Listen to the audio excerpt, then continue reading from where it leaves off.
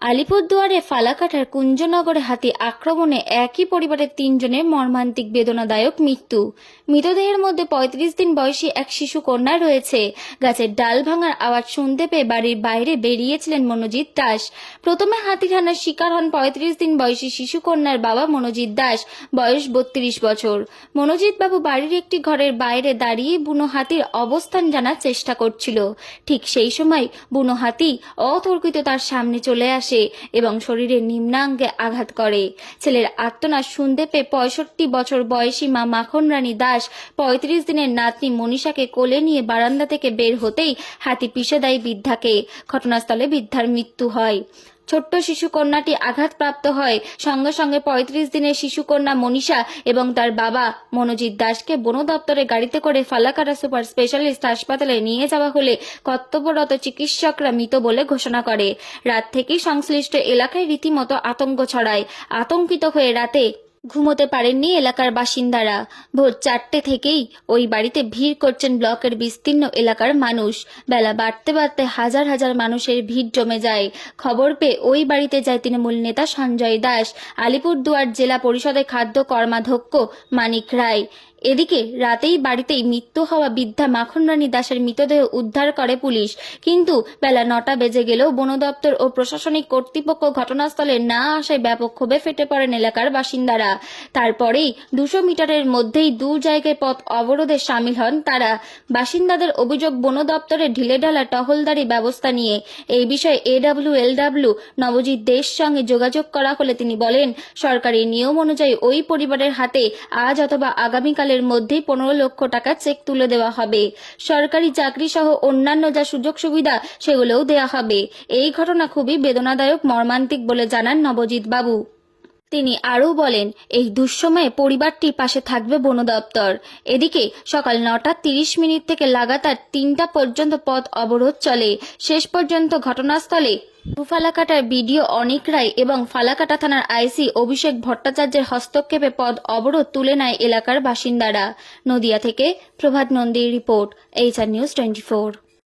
ছিলাম এক বাড়িতে ঘর ধাক্কা দিয়েছে, ওইখানে আমার থেকে ডাক দিলে ওখানে দৌড়ে যায়, ওইখান থেকে হাতিটা বের হইয়া জঙ্গলে ঢুকলো। জঙ্গলের সাথে ওনার বাড়ি। আমরা ডাইরেক্ট সরাসরি হাতির পিছনে যেতে পারি নাই, রাস্তা দিয়ে ঘুরে যাইতেই দেখি এই ঘটনাটা ঘুরে। হাতি কয়টা ছিল? একটাই ছিল, মানে একটা হাতি তাহলে 3 জনকে। হ্যাঁ, একটা হাতি।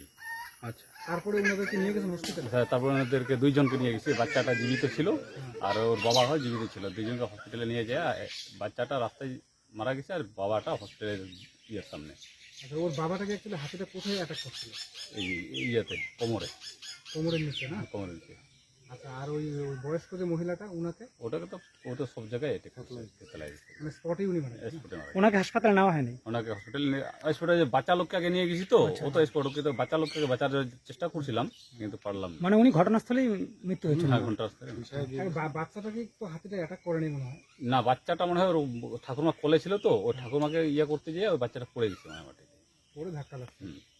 আপনার নাম? কানু ছিল। আচ্ছা, আপনি মানে বন দপ্তরে কি মানে কিসে কর্মরত? এটা এডিসি থেকে ডিউটি।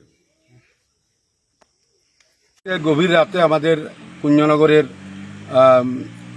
গ্রামে আমাদের যে ইকো ট্যুরিজম লজ আছে সেখান থেকে প্রায় 1 কিলোমিটার দূরে এক বাড়িতেই 3 জনকে বন্যপ্রাণী অর্থাৎ হাতি পথপিষ্ট করে মেরে ফেলে। একজনের বয়স 35 দিন, একজনের বয়স 50-এর উপরে, আরেকজনের 40-এর কাছাকাছি। 3 জনকে মারে। আমরা খুবই মর্মাহত, শোকাহত। আমরা পরিবারের পাশে আছি।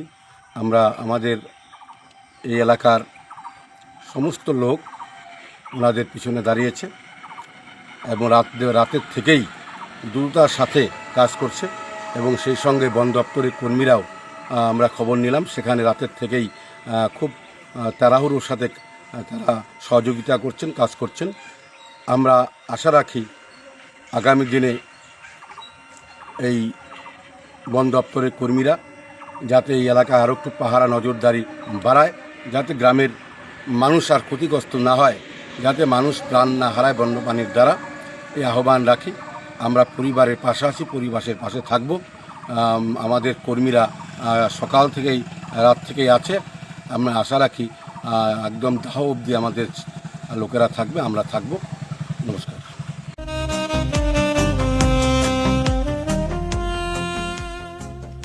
সর্বস্তরের ক্রেতা বন্ধুদের শুভ কামনায় বাবা লোকনাথ বাইক পয়েন্ট।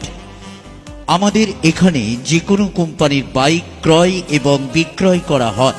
অবশ্যই মনে রাখবেন ফাইন্যান্সের সুব্যবস্থা আছে। প্রোপাইটার দিবাকর দেবনাথ ওরফে বাপি। Mobile number 9002195367।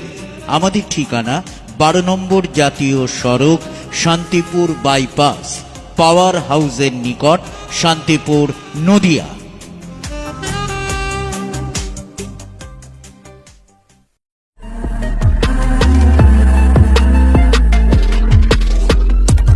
নমস্কার, আপনারা দেখছেন HR নিউজ 24, সত্যের লক্ষ্যে মানুষের পাশে।